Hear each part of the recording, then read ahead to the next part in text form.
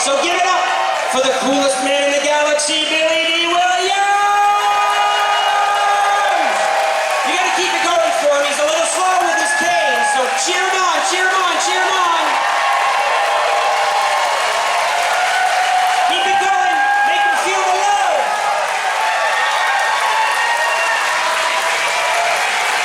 Don't let it die, keep it going, keep it going, keep it going. He's coming. He's at the first step. Second step. Third step. And he's pausing. Now let me go check. Fifth step. He's right here. Keep it going. Keep it going.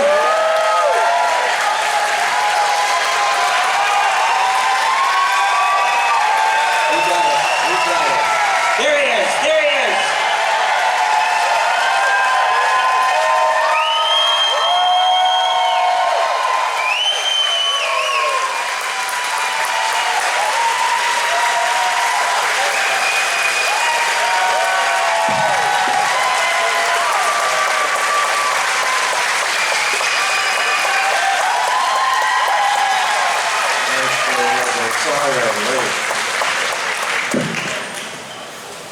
This stage of my life, I'm falling apart. She'll hold together. All right, so they told me we could go a little bit over our time so that we can try to make up for being late. Again, thank you for your patience. So by the way, I'm Derek. I'm Billy's appearance manager. I've been traveling the world with him for 28 years, meeting fans just like you. Thank you for that. I'm quite privileged. He's an amazing human being. So before we get to your questions, I just want him to talk a little bit about his autobiography. He's very proud of it. It was on the New York Times bestsellers list 2 weeks in a row. And the publisher lost half of our shipment, but we do have a few books that arrived last night at the hotel that we'll have at his booth today, so you guys can come over if you need a copy. But Billy, tell the crowd a little bit about your book and what you put into it. It's called When Are We Here? Portraits of My Life. I was driving over here. I was just really sort of reviewing a lot in my head about my father and my mother and my sister and my Uncle Bill. I'm in my household when I was growing up. There was my father who was regarded as Big Bill Williams. He was a Texan, a quiet Texan. He was from the old school, and I was Little Bill. And then there was my mother's brother Bill, who was a musician who was very much enamored with the world of opera. My mother studied opera, as a matter of fact, back in those years. My Uncle Bill, he went off to Europe. He was what they at that time called expatriates, an expatriate. He left the United States, and this is back in the 40s, right after the Second World War. And he went off to Italy and lived there and throughout Europe for 40 years. So in Italy, he went to La Scala, which was sort of a premier art entity. He spoke 6 languages. So the book really sort of revolves around a lot of the very interesting people that I grew up with since I was a child, because I started show business myself when I was 6.5 years old in a Broadway musical written by, the younger people here wouldn't know, but if you're anywhere close to my age, you'd know the musical was, or you'd know the author of the musical, Kurt Weill, who wrote with Bertolt Brecht, Three Penny Opera. But that was my first experience on the Broadway stage. As a matter of fact, I had a little, I still remember what I had to do on the stage. It was a period piece, this play. It revolved around the story of a very famous sculptor, an Italian sculptor, Benvenuto Cellini. And the character I played was a little page boy. And I remember coming out on the stage and singing, "Make way for the Duchess, for her Grace the Duchess. Make way for the Duchess, for her legal, regal Duchess." And then I'd come back out on the stage and message from the Duchess. Message from the Duchess, from her Grace the Duchess. Message from the Duchess, from her legal, regal Duchess. But anyway, how I got that role actually was my mommy, she took me to an audition for the role, and they had me, I remember they had me walk across the stage one time, then a second time, and then I wanted to do it the third time, and they said, "No, but that's fine." And because they wouldn't allow me to do it the third time, I started crying. And I always say I cried my way into show business.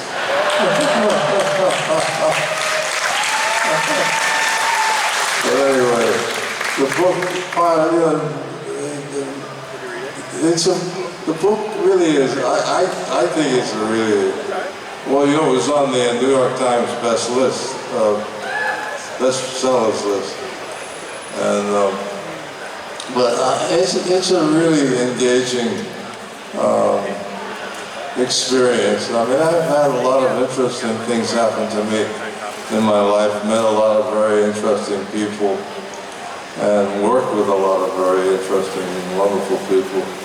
So a lot of it revolved around a lot of those wonderful experiences that I had growing up in New York City.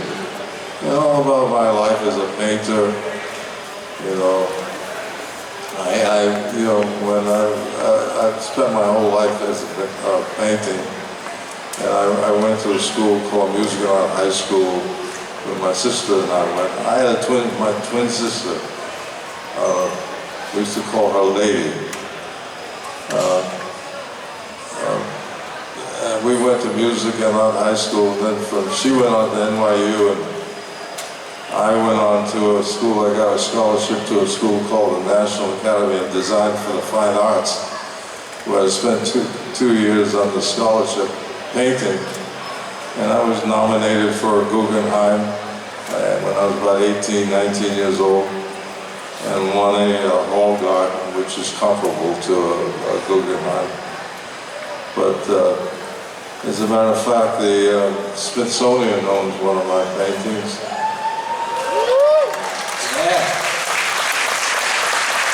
And the Schoenberg in New York City owns one of my paintings. And there was a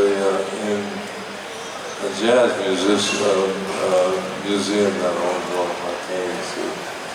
So anyway, that's been very much a part of my life. But my life basically has been a very creative life. I've never been a thug, never wanted to be a thug. I was always a very, fairly bashful kind of a person. Usually pretty much very quiet. I don't really like talking about myself. I'd rather talk to people and ask people questions about themselves than me talking about who I am, what I am, where I've been. But I'm surprised now that I'm as talkative as I am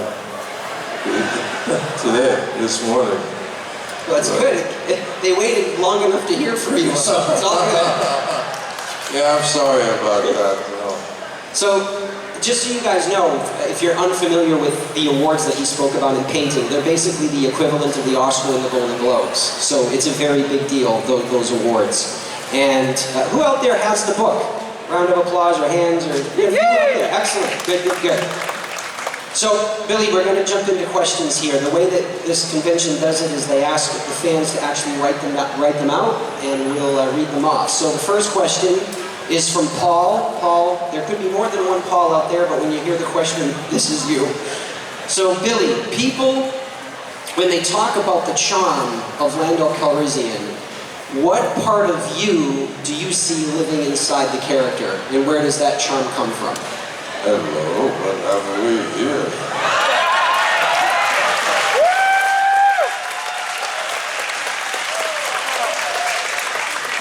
I don't know, I don't know. Just Indian, it's who you are, right? Well, you know, listen, I'm 88 years old now, so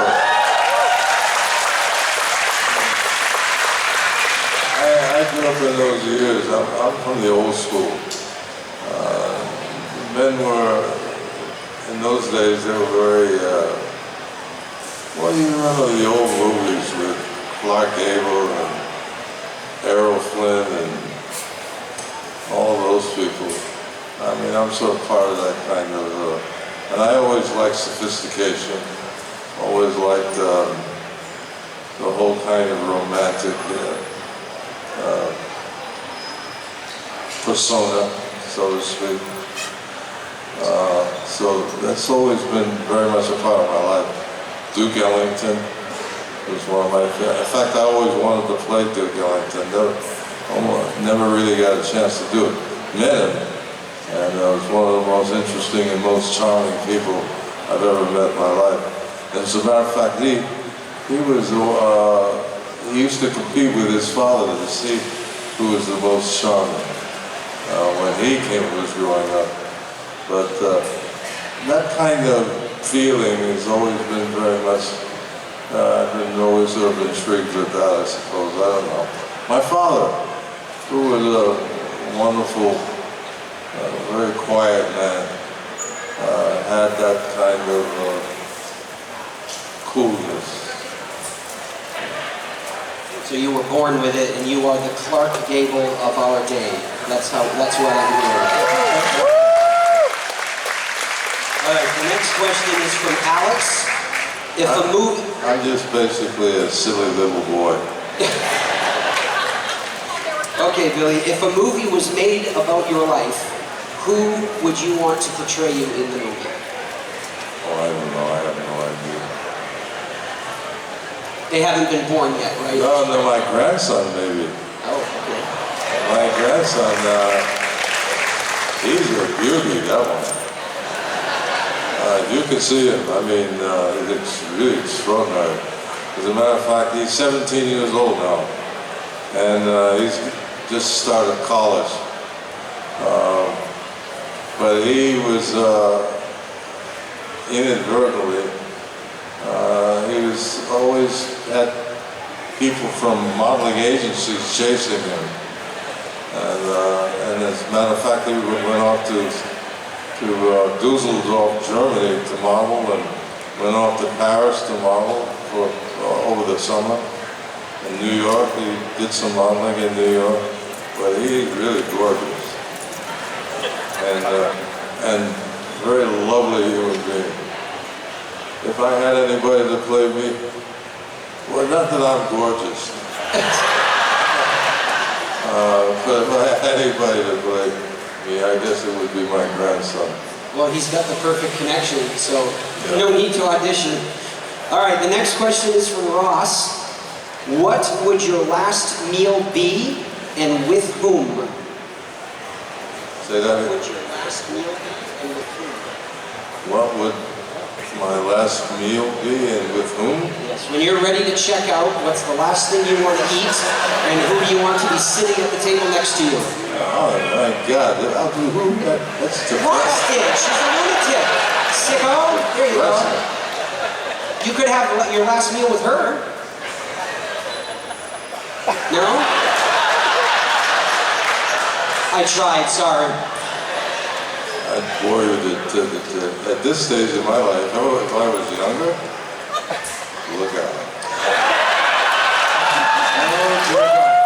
Ross, you just get hit on by Lando Calrissian. That is fantastic. All right, the next question.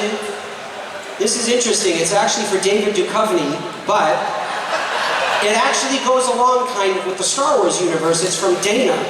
Dana wants to know if you've ever seen aliens in real life. I haven't seen aliens in real life? Yeah. Every day of my life. They're all over the place. Oh my. Okay, I'm trying to get here. Let's see. Okay, Billy, if you were called by the studio today and were asked to come back as Two-Face, would you do it for the Batman universe? Oh, that was. I always wanted to do Two-Face. That's one of the regrets. Well, when I was asked to play Harvey Dent, I think originally the idea was to have me do Two-Face, but I think it was Sony Corporation. Yeah, they bought it. They bought out the franchise and decided to take a different direction with it. So, but that was something that I was at that point looking forward to doing, but unfortunately it didn't happen. We have time, I'm being told, for one last question, and this one, there's no name on it, but it's not a Star Wars question, so that's why I wanted to take it. It's about Bingo Long and the Traveling All-Stars. Billy, do you remember the dance from it? And can you share an experience of shooting the film, Bingo Long? Do you remember the dance in Bingo Long, and can you share an experience? No, it's a walk. It was another dance. Well, okay. You mean a walk? Yeah, it was, I don't know. Was it? I can't show you right now, unfortunately. When you guys were throwing the ball back and forth between the cars, you did that for real, right? No special effects? No, that was the real deal. Those guys were really pretty extraordinary. They were from the Negro Leagues back in those days. Those were some of the real guys that played with those ball clubs back in those years. No, we didn't use any special effects. No, that was the real deal. For those of you who don't know what it was fascinating. Watch the movie because it's it was really fascinating. I mean, it was a real education for me as working with those guys. All right. Well, I'm sorry, guys. This is all the time we have. Again, sorry for being late. We appreciate your patience. Give it up for Billy Dee Williams. Thanks for coming out. I really appreciate it. Bless you. You're wonderful people. Stay well, everybody.